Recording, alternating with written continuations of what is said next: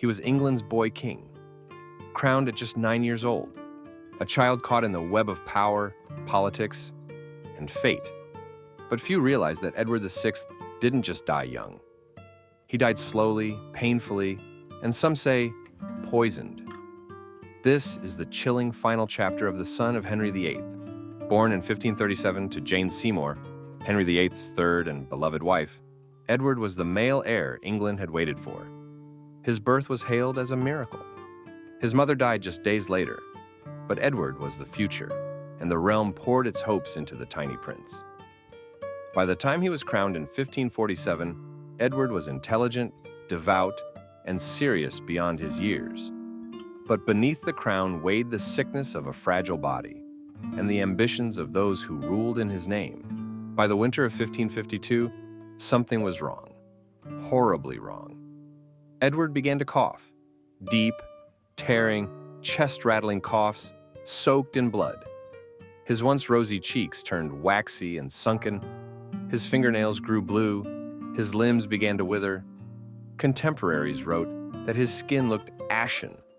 His voice, once strong in sermon, faded to a whisper. He had tuberculosis, though they didn't call it that. They just knew he was wasting away.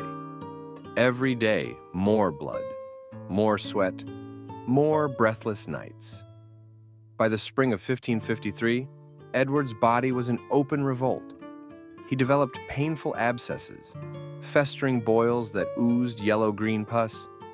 One observer wrote his stench was intolerable. Another said the boy's breath could fill a chamber with rot. His skin cracked and peeled.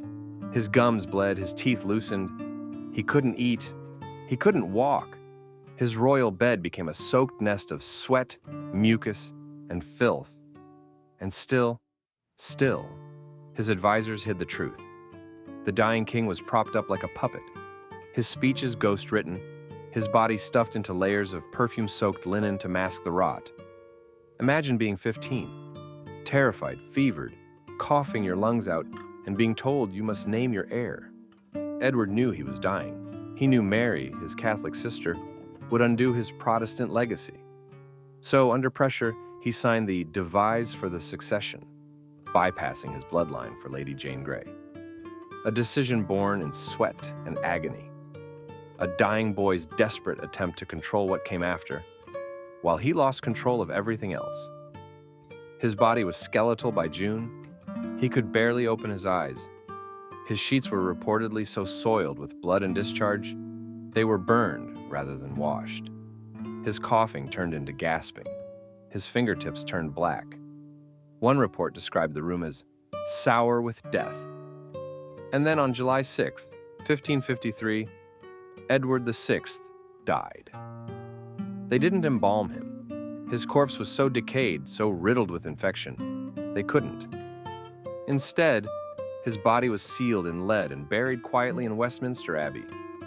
There was no grand funeral procession, no grand eulogy, only the quiet horror of a life cut short and a kingdom trembling on the edge of chaos.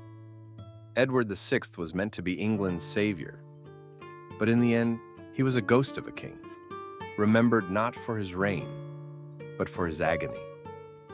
His body, once royal and pure, became a leaking, rotting warning.